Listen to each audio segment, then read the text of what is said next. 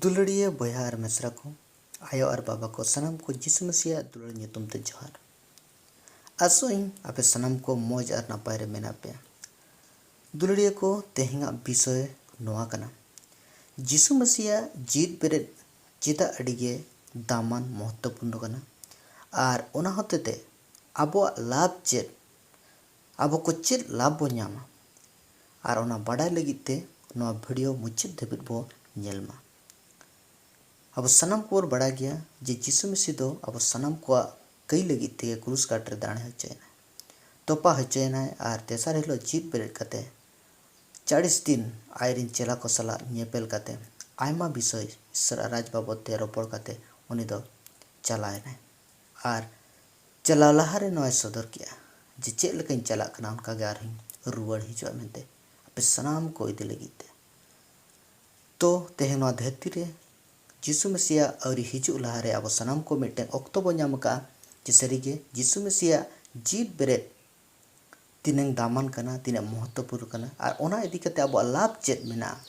और ओना दो सनदपुथि बाइबल सनामा सदर का और ओना गे नोआ वीडियो रे मिमित विषय बो ñेला और जेमन खाटोते बुझो लगी बो कुरुमुटुयमा। जिसु मसीह जीत बेरेद नोआय सदरा जे ईश्वर दो तिने दाड़ेयानी कनाय मेनते और जीत बेरेद रे पेतियो दो ईश्वर पेतियो जुदी ईश्वर मेनाया और सनाम कोई बनाव का ñेलोग कान और बांग ñेलोग कान सनामा विश्व ब्रह्मांड और ओना चितान रे लाड़चाड़ एकतिरी चलाव दाड़े मेना ताया ताहेले स्वाभाविक कना जे गुजु चितान रे सनाम एकतिरी उनी दो चलाव दाड़े मेनते जुदी ओना दाड़े बाय ताहे कोआ ताहेले उनी रे पेतियो और आज सेवा सनामा गे बेर्थ बेकार कना मेनखान सरी कथा नोआ कना जहाँ जीवन बनाव का अर्थात अब सनाम को जीवन एम का बॉय सिरजो का बॉय चेत उनी कबर अर्थात गुजु खुदा जीत बेरेद बाय दाड़े को ईश्वर ठेतो मरण और जीवन रे सनाम अक्तेरी मेना जिसु मसीह जीत बेरेद नोआय सदरा जे आज दो ओकोय कना मेनते और जिसु मसीह दो ईश्वर हपन और बाबांचाई मसी कना जहन पुथी साफा सड़ाय सदरा जे तीन रे जिसु मसीह जेरूशलेम मंदिर ते जेते बड़े चला कना और ओंडे जेते बड़े व्यापार वाणिज्य ते जेरूशलेम मंदिर दो पूरे को खराब पका जिसु मसीह ओना ñेल काते उनी दो दुखे बुझो किया अरे इतरेनते ओना सनामा को उनी दो एंते साफा लगिते जहाँ व्यापार वाणिज्य को कमी कान थान और ओना सनामा को सनाम को उडुक गिड़ी लगिते उनी कुरुमुटु किया अरे उडुक गिड़ी के को मेनखान ओंडे मिटन घटना बो ñेल दाड़े कना जे जेते बड़े जिहुदी को कुली को दोहया जे जिहुदी को कुली कना चेत चिन्हम उडुक आले कना उदु आले कना नोआ कोम केमिए तेदो जिसु रोड़ को नोआ मुदिल धन धसुर पे और इन दो पे माह तगे ओनाई बेरेदा ओनाते जिहुदी को मेन केदा नोआ मुदिल दो पुनगेल तुरुई सेरमाते बनावना और आम दो पे माहते ओनाम बेरे लगिन मेनखान उनी दो आजा हड़मो मुदिल रे रोल लेदा ओनाते गोज को खने बेरे रे उनी रे चेला को दो दिसे केदा नोआ रोल लेदा मेनते और शास्त्र और जिसु रोल कथा रे को पेतिवेना दुले को नोडे मिटे घटना होते जिसु मसीह असल परिचय बो ñाम दाड़े कना जे जिसु मसीह जे गुजु आय और उनी दो पे माहारे बेरेद आय ओना दो और पूरे पूरी बाडाय लातान चेदा से उनी दो ईश्वर कना मेनते और ईश्वरा सनाम आइठेन जतोआ चालका ईश्वर दो सर्वशक्तिमान कना ईश्वर दो सनाम बाडाया और उनिया तीरे सनामा मेना तो ओना इदी कते नोडे जहाँ कथा जिसु मसीह रोलाय ओना दो पुरो कना मेनखान तेहें बुझो रे लेक्ति कना जे जिसु मसीह जहाँ रोल आ सनामा मिमिट को ओना दो पुरो किया ओना साउते जिसु मसीह और हिजु लहारे नोआ धरती रे जहाँ नेबी को रोल आ ओना सनामा को पुरो कना तो उनका लेकाते मोटामुटी ते जिसु मसीह दो बाबांचे मसी कना और ईश्वर हपन जहाँ दो ईश्वर खुद कना और उनी चेतान रे पतियो अब को भरोसा दोह लगी ते कोनो असुविधा के बनुनी। ᱡᱤᱥᱩ ᱢᱮᱥᱤᱭᱟᱜ ᱡᱤᱣᱤᱫ ᱵᱮᱨᱮᱫ ᱨᱮ ᱥᱟᱭ ᱥᱟᱭ ᱦᱚᱲ ᱟᱭᱩᱴᱱᱮᱥ ᱚᱨᱛᱷᱟᱛ ᱥᱮᱠᱷᱤ ᱜᱟᱵᱟᱦᱤ ᱠᱚ ᱛᱟᱦᱮᱸ ᱞᱮᱱᱟ ᱟᱨ ᱚᱴᱚᱲ ᱯᱨᱚᱢᱟण ᱢᱮᱱᱟᱜᱼᱟ ᱡᱮ ᱡᱤᱥᱩ ᱢᱮᱥᱤ ᱫᱚ ᱥᱟᱱᱟᱢ ᱫᱷᱟᱹᱨᱛᱤ ᱨᱮᱱ ᱵᱟᱵᱟᱧᱪᱟᱹᱭᱤᱡ ᱠᱟᱱᱟ। ᱟᱨ ᱠᱚᱨᱚᱱᱛᱤ ᱯᱩᱛᱷᱤ ᱨᱮ ᱵᱚ ᱧᱮᱞ ᱞᱮᱠᱷᱟᱱ ᱵᱚ ᱵᱟᱲᱟᱭ ᱫᱟᱲᱮᱭᱟᱜᱼᱟ ᱡᱮ ᱥᱟᱹᱨᱤᱜᱮ ᱡᱤᱥᱩ ᱢᱮᱥᱤ ᱨᱮᱱ ᱡᱟᱦᱟᱸ ᱡᱤᱣᱤᱫ ᱵᱮᱨᱮᱫ ᱨᱮᱱ ᱥᱮᱠᱷᱤ ᱠᱚᱫᱚ ᱟᱭᱢᱟ ᱠᱚ ᱢᱮᱱᱟᱜ ᱠᱚᱣᱟ ᱢᱮᱱᱛᱮ। ᱛᱚ ᱱᱚᱝᱠᱟ ᱞᱮᱠᱟᱛᱮ ᱡᱤᱥᱩ ᱢᱮᱥᱤᱭᱟᱜ ᱡᱤᱣᱤᱫ ᱵᱮᱨᱮᱫ ᱨᱮᱭᱟᱜ ᱥᱚᱴᱷᱤᱠ ᱯᱨᱚᱢᱟण ᱟᱨ ᱥᱚᱫᱚᱨ ᱟᱠᱟᱱᱟ ᱵᱟᱭᱵᱮᱞ ᱯᱩᱛᱷᱤ ᱨᱮ। ᱚᱱᱟ ᱞᱟᱹᱜᱤᱫ ᱛᱮ ᱡᱤᱥᱩ ᱢᱮᱥᱤ ᱛᱮᱦᱮᱧ ᱱᱚᱣᱟ ᱫᱷᱟᱹᱨᱛᱤ ᱨᱮᱱ ᱠᱚ ᱥᱟᱱᱟᱢ ᱠᱚ ᱟᱨ ᱱᱚᱣᱟ ᱡᱳᱨ ᱥᱟᱞᱟᱜ te teheng noa bhage sombad badai jehir lagit te abo sanam ko hon ar noa hukum akad boy je sanam dharti chalak pe sanam jat ko susamachar ing jahai lay kar kata cheda ko pe mente uni sodor kiya ar sarige teheng jisu se begor jig jon banuni ar noa kata do उनको सखी जहाँ लगा को उन खुदा को प्रचार को तबला उनका गया अब सनाम को हों तेहें ओना लगित ते अब को बो ले जेहिरिया जिसु मसीह जीवित बेरेद रे महत्वपूर्ण रे कारण नोआ कना जे जिसु मसीह बिन कयनी ताया अपस्तल पुथी 13 रे 38 कदा 38 रे नोआ ऑल कना अदो ए बया को नोआ बड़ा जंपे उनी होते तेगे कई को रिया इके को दो अपेठेन जेहिरा कना आर उनी रेगी मिट के मिट पेतियो कोदो सनाम मा को खन को धर्म होचो कना ओने ओका को खन मोसे रिया अंते बापे धर्म होचो दाड़े लेना तो नोडे बो नेल दाड़े कना जे यीशु मसीह भाग्य संवाद आर ओना दो कई इके रिया भाग्य संवाद ताहेना आ यीशु मसीह सनाम मानव को लगित ते कई इदी कते क्रूस काट रे दाणे होते ते उनिए सनाम मानवा को लगित ते निजे तेगे दाणेना आर उनका लेकाते अब सनाम को लगित तेगे मिटंग भाग्य संवाद बेगी हटो के जे सरीगे यीशु मसीह रे पेतियो लेखान अब सनाम को बो बांचा मेनते आर सनाम को यीशु मसीह धर्म रेगे अब दो बो धार्मिक मेनते बो लेखा आचा मेनते यीशु मसीह जीत बेरेद नोय सदरा जे अब सनाम को पाप अब पाशासन खुदा जहा दाणे सामांग किया आर ओना तो ईश्वर बाबाई आतंक क्या मेनते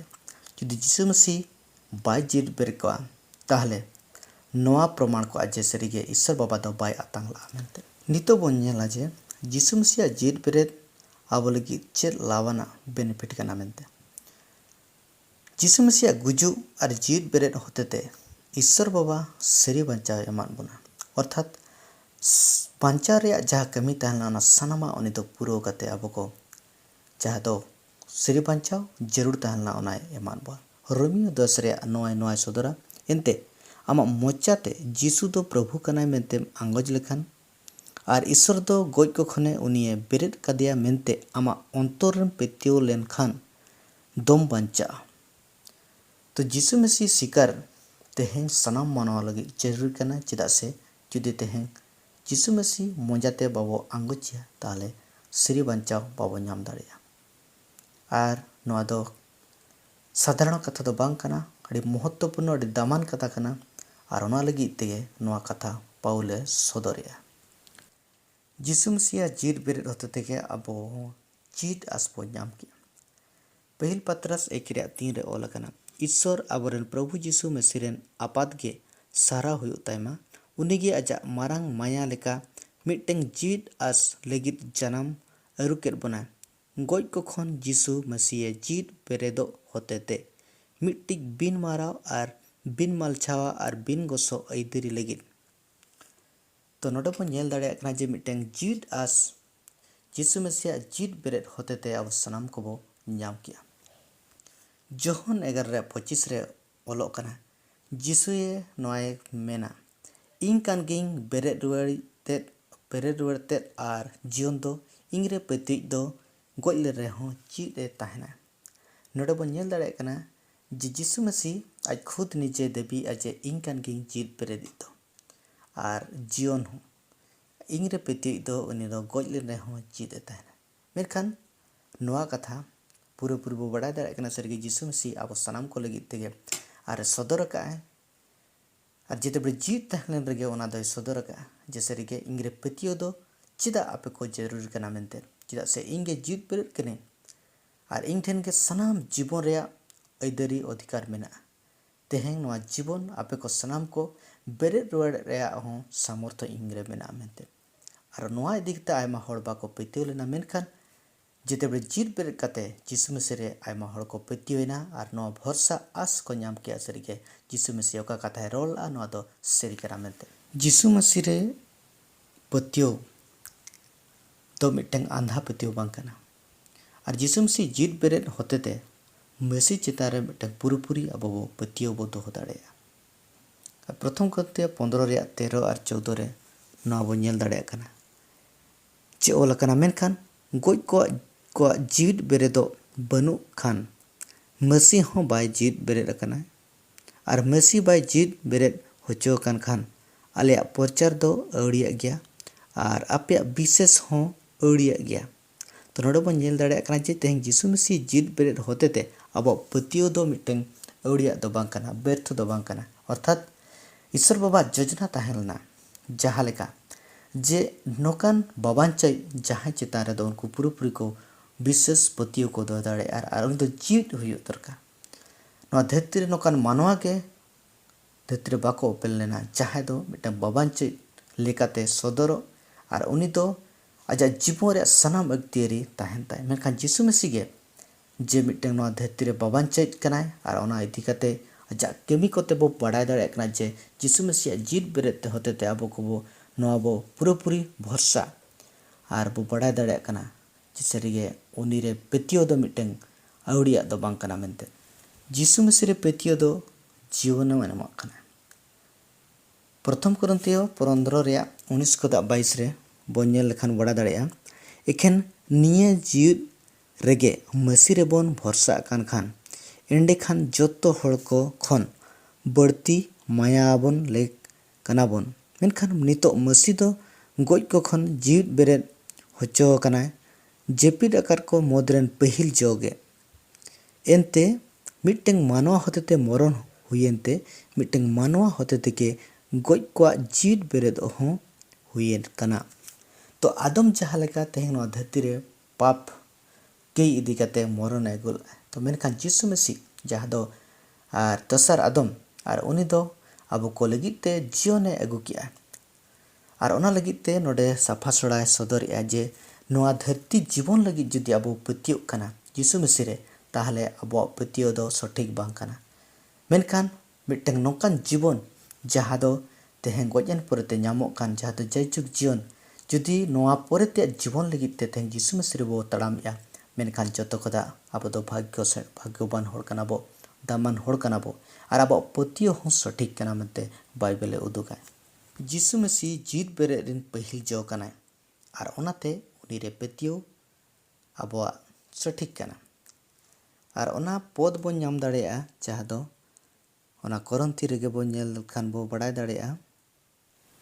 मेनखान नितो मसीह दो गोज को खने जीत बेरेद होचो कना जेपिद आकार को मोदरेन पहिल जोगे तो जिसु मसीह पहिल जो कना जहाँ दो पहिल तेगे नोआ धरती रे सदर हटो का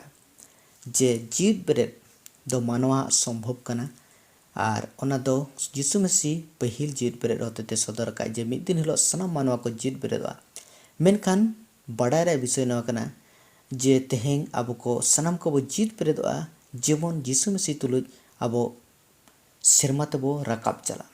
मेनखान नोकान जीत बेरेद और बो समियो जहाँ जीत बेरेद होते ते अब को जायजुग नरक रे बो डाला होचो जायजुग नरक रे अब को खादले बो मेनखान जिसु मसीह अब सनाम को लगी ते मिटeng आस भरसा और जायजुग जीवन कनाय जे उनी रे कोई पेतिया उनी दो तीसरे हों अर्थात दंडो सजे बाय नामा मेनखान उनी दो जायजुग जीवन नामा मेनते जिसु मसीह रे पेतियो दो जीवन एमा कना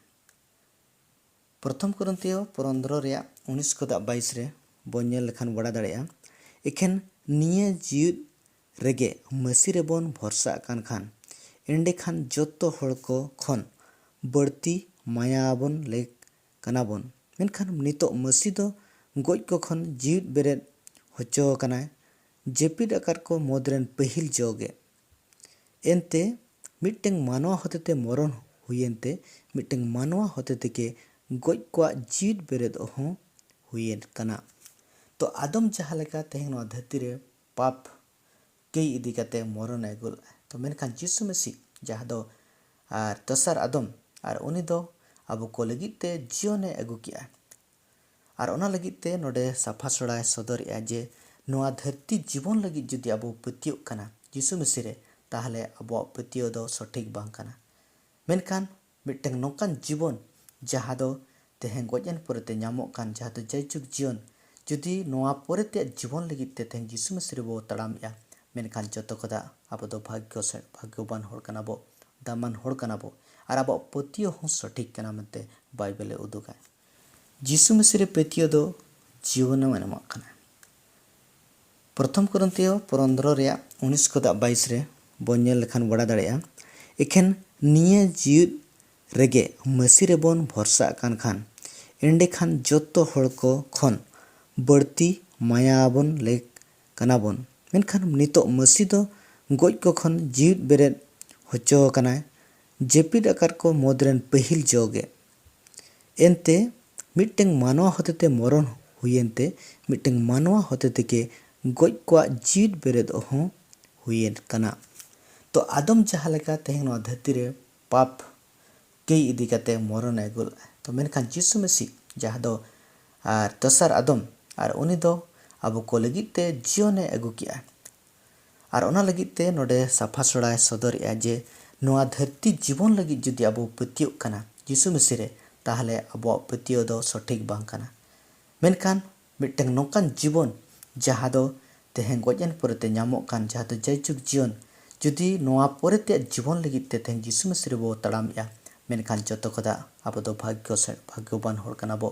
दामान हर कना बो आर आबो पतियो हन सठिक कना मेनते बाइबेले उदुगाय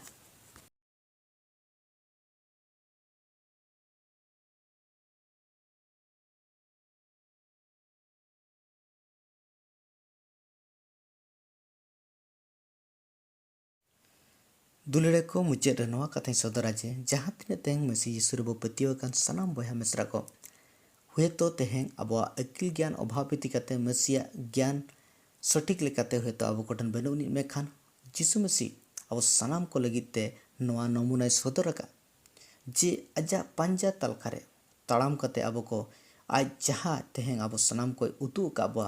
आर जहाँ तेहें नोआ धरती रे सदर का सनाम को आबो को मिट्टें हपन आर हपन लका ईश्वर ने बेना हटो का बाय आर ओनाते ओना अधिकार आबो को तीसरे आबो ती खदा दो बाय छड़ा आर ओनाते पाउले ओलकार मिट पद जहाँ दो प्रथम कोरिन्थियो ओना 15 रे 58 पद रे ओलकाना ओनाते ए दुलड़िए बया को धीरो धीरो ताहेन पे राजोगे जाओगे प्रभु के मेरे सारेड़ो पे नोआ बड़ाई काते जे प्रभु रे आपेया मेहनत दो बांग अवड़िया तपेया जे प्रभु रे आपेया मेहनत दो बांग अवड़ी गो तपेया तो तेहें प्रभु जीसु रे काते जहाँ तिने प्रभु लगित ते आबो जीवन बो व्यवहार या जिसु मसीह भाग्य संबाद सेटरो लगित ते बांगमा आयरिन हड़ को गुप्पी लगित ते आकोरिन तें आयमा माध्यम ते आबो सेवा कमी बो लहाय उनको सनाम को तेहें आबो कुड़े दो अड़िया दो बांग कना मेनखान आबो को मिद दिन हिलो नोकान